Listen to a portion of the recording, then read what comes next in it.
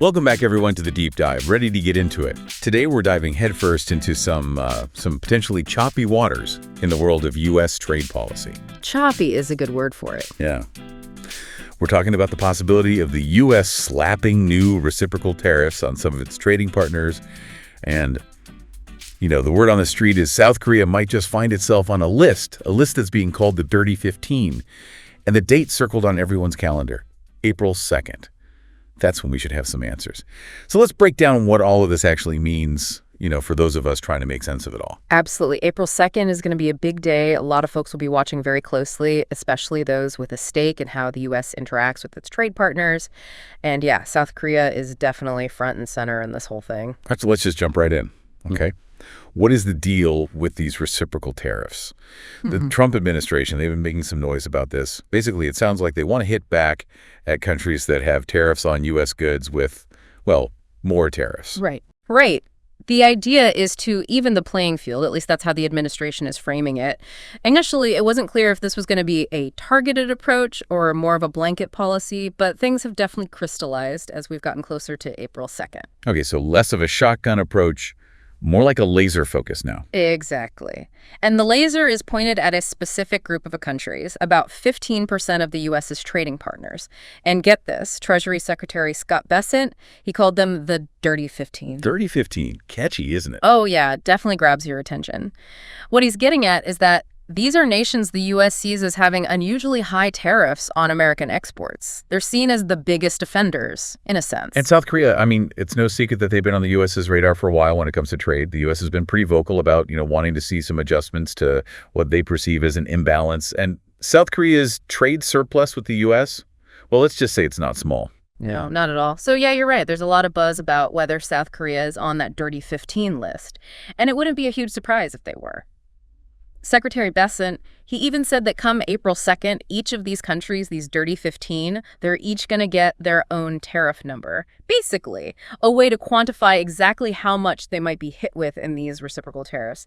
The big question, of course, is how big that number will be for South Korea. Yeah, the waiting game is on. But it's not like this is coming out of nowhere, right? The U.S., they've already made some moves on the tariff front. Can you remind us what's already in play and how South Korea's been impacted so far? Sure thing. Remember a few weeks back when the U.S. put that 25% tariff on all steel and aluminum imports? Well, it was a global thing. Everyone got hit. A lot of the attention was on places like Canada because they're such a big supplier. But South Korea, they felt it too. They're the fourth largest supplier of both steel and aluminum to the U.S., so a pretty big deal. Right. Fourth largest, that's not insignificant. Not at all. And what that tariff did was it wiped out South Korea's duty-free quota on a hefty amount of steel, like 2.63 million tons. Boom, gone. Now all those exports are facing that 25% tariff. And the aluminum tariff for South Korea, that got bumped up to 25% as well. Yeah, that's a real gut punch for South Korean exporters. So knowing all that, what do we think these new reciprocal tariffs might look like for them? I feel like we're still missing some pieces of the puzzle here. Yeah, the devil's in the details, and those haven't been spelled out yet. But reading between the lines and listening to what's coming out of Washington, well, it's not looking great for Seoul. There's this feeling that things could get a lot worse. One of the big things to keep in mind is what the director of the U.S. National Economic Council has been saying. He's pointed to these big, persistent trade deficits the U.S. has, not just with South Korea, but also with Europe and China. And he's basically blaming them on, on what the U.S. sees as high tariffs, and this is important, non-tariff trade barriers that make it tougher for American companies to compete. Hold on. Back up a sec. Didn't the U.S. and South Korea signed a free trade agreement a while back, the Chorus FTA? I thought a lot of those, those traditional tariffs were done away with under that deal. So what's the issue here? You're exactly right. The Chorus FTA did a lot to reduce and in many cases completely eliminate those old school tariffs on most of the goods that are traded between the two countries, which is why what U.S. officials are saying now is so interesting. It really looks like they're not so focused on those straight up import taxes. They're more concerned with these less obvious, these non-tariff barriers, the ones that U.S. official mentioned. Okay, so non-tariff barriers. What exactly are we talking about here? Are we talking about things like safety standards for products, which might be different in South Korea compared to the U.S., or maybe, complicated customs procedures that make it hard for U.S. goods to actually get into the South Korean market. It would be really helpful if you could sort of break down what those barriers might be, give us some concrete examples so we can get a better grasp of what's going on. You got it. You're on the right track. Those are definitely some prime examples. When we talk about non-tariff barriers, we're talking about a whole range of things. Regulations, standards, testing requirements, quarantine procedures, anything really that's not a simple import tax, but can still create a hurdle for foreign companies trying to sell their goods in a country. So think about it. You're a U.S. company. You want to sell, I don't know, let's say agricultural products in South Korea. Well, maybe South Korea has very specific, very strict quarantine procedures that you have to follow. That adds time, adds cost, and can make it really tough to compete with local producers who don't have to deal with that same hassle. One expert we've been looking at, they suggested the U.S. might be thinking about using these tariffs in a couple of ways. One, they could try to just straight up reduce how much stuff South Korea sends to the U.S., even if those goods already have low tariffs.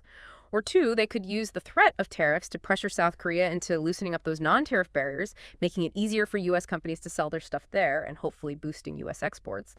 Okay, so it's not just about the taxes.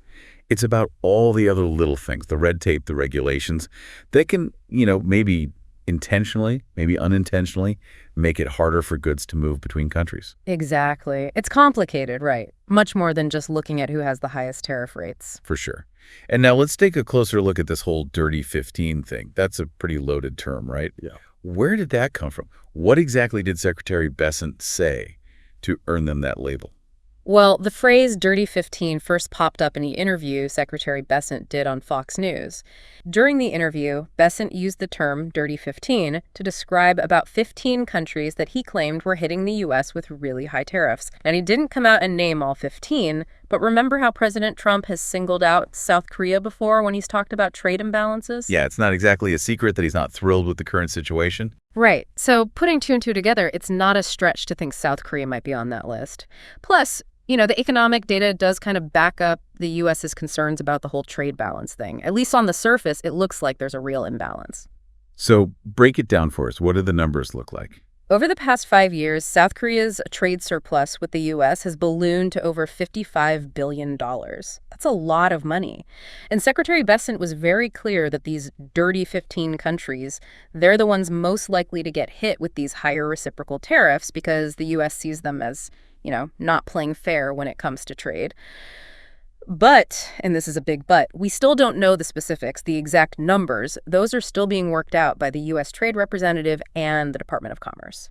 All right, so more waiting and seeing. Let's flip the script for a second and talk about South Korea's perspective on all this. I mean, how are they reacting to all this uncertainty, especially with this Dirty 15 label hanging over their heads? Well, it's definitely a tricky situation for them, especially since they've had some leadership changes recently. But despite all that, the government in Seoul has been working hard, reaching out to high-level U.S. officials to try to understand what's coming and maybe find a way to soften the blow. In fact, Seoul's industry minister just got back from Washington, D.C., where he met with the U.S. Secretary of Commerce. Interesting. And what came out of that meeting? What's South Korea's official stance on all of this? Well, the South Korean industry minister, he made it clear that from their perspective, the KORUS FTA has been pretty successful in terms of getting rid of tariffs between the two countries. But he did admit that those non-tariff barriers, those have become a real sticking point. And he said that South Korea is working on it, trying to pinpoint those problem areas and fix them on their end. They also said they plan to keep the U.S. in the loop on their progress. So basically they're saying, we hear you on these non-tariff barriers, and we're working on it. Is there anything else they can do proactively to try to navigate this whole thing? South Korea could think about investing more in the U.S., specifically in industries like shipbuilding. The thinking is that, if they pump more money into the U.S. economy, that could help balance out the trade surplus in goods, create a more even playing field, economically speaking. And it's worth repeating that even though South Korea's average tariff on U.S. goods is really low, only about 0.79%, the U.S. seems laser-focused on those non-tariff barriers. Things like, those quarantine rules for agricultural products we talked about earlier. It really shows you that there's so much more to trade than just those simple taxes on imports. It's about this whole web of rules and processes that can make it easier or harder for companies to do business across borders. You nailed it. And that's what makes this whole situation so tricky. It's not always clear-cut. Trying to measure and compare the impact of these non-tariff barriers, it's like comparing apples and oranges sometimes. It's subjective. A lot of it comes down to how each side perceives what's fair and what's not. All right, so as we wrap up our deep dive into this whole reciprocal tariff situation and whether South Korea will end up on that Dirty 15 list, what are the key things we should be watching for? What are the big question marks right now? I think the biggest unknowns right now are the details. What will these reciprocal tariffs actually look like? How tough will they be? And specifically, how will South Korea be treated? Yeah. Will they even be on that Dirty 15 list? And if so, where will they fall on it? April 2nd, that's the day we find out. Anyone who's even remotely interested in global trade, they need to circle that date on their calendar. Absolutely. It feels like we're all just holding our breath, waiting to see what those numbers will be and how hard the U.S. is willing to push this whole reciprocal tariff thing, especially now that it seems like they're really zeroing in on those non-tariff barriers. You got it. And it really makes you step back and think about the bigger picture of international trade. It's not as simple as just looking at who's charging what percentage on imports. There are so many other factors at play. Those non-tariff barriers we've been talking about, how much investment is flowing between countries, even changes in currency values. It's a complex ecosystem. For sure. And it's one that affects us all in one way or another. So here's something to think about as you go about your day. We know the traditional tariff rates between the U.S. and South Korea are already pretty low because of that free trade agreement they have. So what specific non-tariff barriers do you think are really bugging the U.S. right now? And what do you think South Korea can do to come out on top in these trade talks that are coming up? It's a messy situation with a lot of moving parts. Definitely something to keep an eye on. Thanks for joining us on the Deep Dive, folks. It's been a pleasure, as always. Until next time.